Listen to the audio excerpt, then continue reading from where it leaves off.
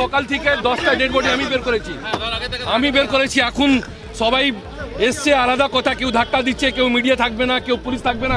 বুধবার দুপুরে আচমকায় ভেঙে পড়ে তারাতলা একটি নির্মীয়মান গুদামের ছাদ। বহু শ্রমিকের মৃত্যুর আশঙ্কা।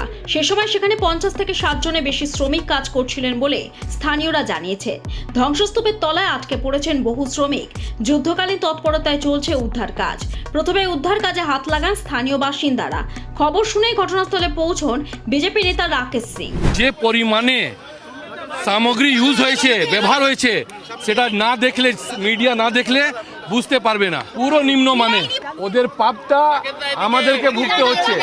সকাল থেকে 10টা ডেড বডি আমি বের করেছি। এখন সবাই এসছে, আলাদা কথা, কেউ ধাক্কা দিচ্ছে, কেউ মিডিয়া থাকবে না, কেউ পুলিশ থাকবে না। আর 4 ঘন্টা আগে থেকে এসছি।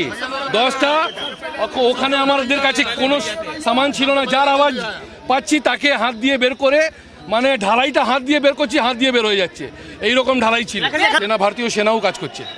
হ্যাঁ, এনডিআরএফ, ভারতীয় সেনা সবাই নেমে পড়েছে।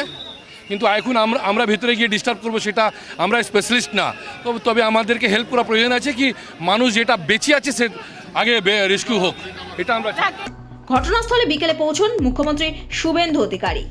এখন অবধি মোট 21 জনকে উদ্ধার করা গেছে। 18 জন অসুস্থ অবস্থায় অর্থাৎ জীবিত উদ্ধার হয়েছে। কিছু জনের চিকিৎসা এসএসকেএমে হচ্ছে। ওখানে স্বাস্থ্য দপ্তরের প্রতিমন্ত্রী সুমনা সরকার এবং হেলথ সেক্রেটারির নেতৃত্বে টিম কাজ করছে। সিএমওইচ দক্ষিণ 24 পরগনার নেতৃত্বে 20টি অ্যাম্বুলেন্স প্রতিনিয়ত ওখানে কাজ করছে এবং গ্রিন চ্যানেল করে কলকাতা পুলিশ তাদের পৌঁছে দিচ্ছে।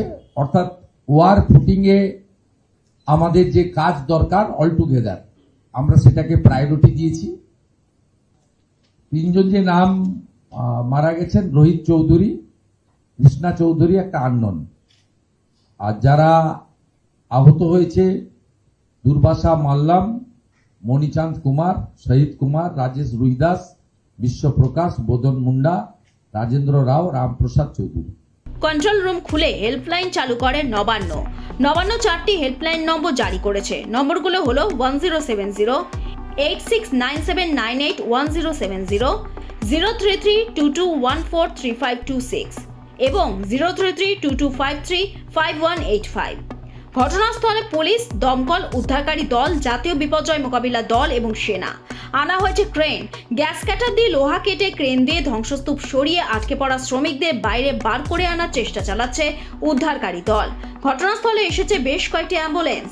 কোথায় শ্রমিকরা আটকে আছেন, ড্রোন উড়িয়ে চলছে তল্লাশি। আনা হয়েছে স্নিফার ডগও। এখনো পর্যন্ত 13 জন শ্রমিককে জীবিত উদ্ধার করা সম্ভব হয়েছে। মোট 14 জন শ্রমিককে এসএসকেএম ট্রমা কেয়ারে আনা হয়েছে। তার মধ্যে 3 জন মৃত বলে খবর। এসএসকেএম ট্রমা কেয়ার সেন্টারে আসেন স্বাস্থ্য প্রতিমন্ত্রী সুমনা সরকার এবং স্বাস্থ্য সচিব নারায়ণ স্বরূপ নিগম। মৃতের সংখ্যা আরো বাড়তে পারে বলে আশঙ্কা। এরকম ভিডিও দেখতে চ্যানেলটি ফলো করুন।